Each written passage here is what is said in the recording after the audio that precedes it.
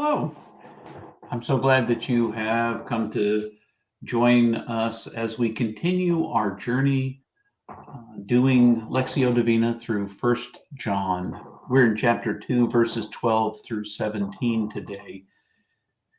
I'm going to remind you, just in case this is your first time watching, that Lectio Divina is an opportunity to listen to a sacred text with the anticipation that Spirit will speak to us in the moment, that we will hear something that is intended for us right now.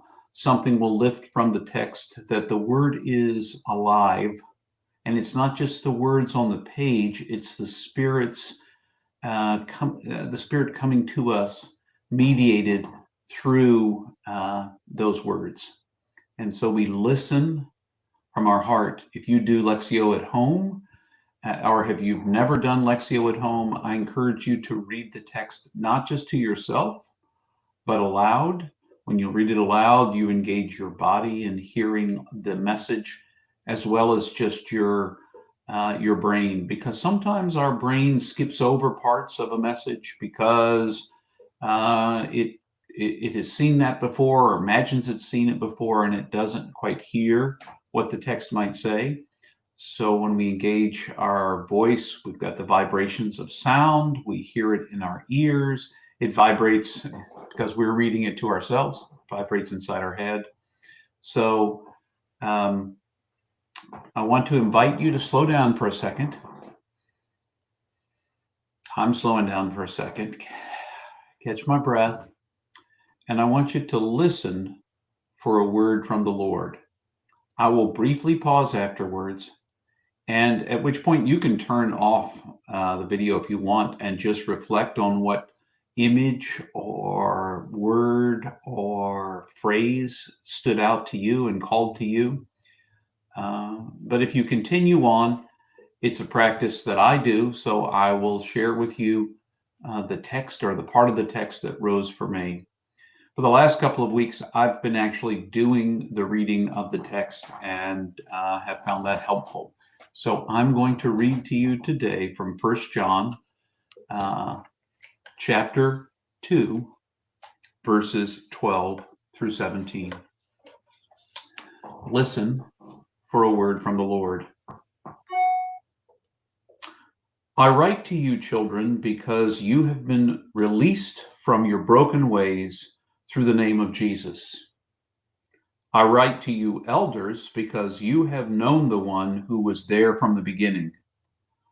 I write to you, young ones, because you have won the victory over the evil trickster. I have written to you, children, because you have known the Father, who is the Great Spirit. I have written to you, elders, because you have known Jesus, the one who was there from the beginning. I have written to you, young ones, because you are strong, with God's message firmly planted in your hearts, and you have won the victory over the evil trickster.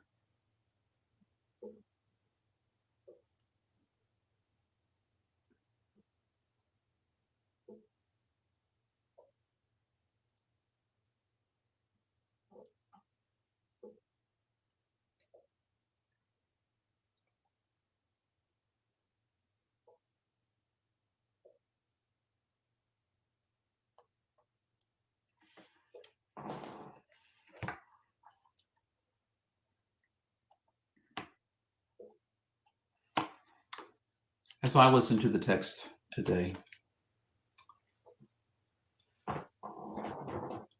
the phrase that stood out for me is the message firmly planted in your hearts. The text is clearly addressing the whole community, the people who are the leaders of the community, as well as those who are new to the faith. But it speaks of the message being firmly planted in the heart. And we don't think about that. I'm convinced I don't always think about that. When I'm listening for myself, I realize that I hear the message And I oftentimes focus on it with my brain. And there's a difference between the heart and the mind.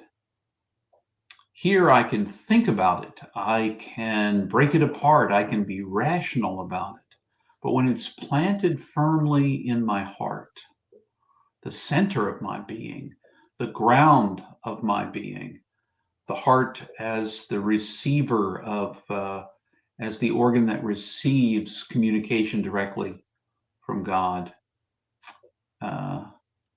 If it's planted firmly in my heart, then it becomes more than just a thought. It becomes an action. It becomes a way of my living out what I may be called to do. And the message, as we heard last week, is the message of love, God's love for us, that is present for us. And if it's planted in my heart, then I live from that place, and the love shapes my action, my words, and even my thoughts. So I wonder, for you and for me, how we might live with the message firmly planted in our heart. A message of hope, of love,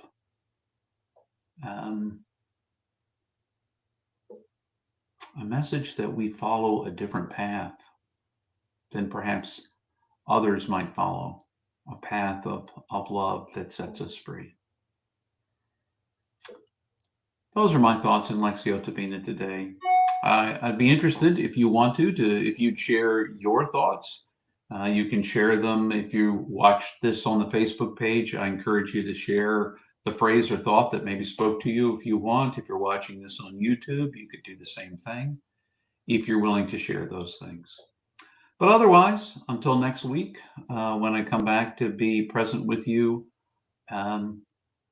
for one of several messages, but in this case, the Lectio Divina one, I wish you all the best. Remember, you are infinitely precious and unconditionally loved for the gift you already are. Until the next time.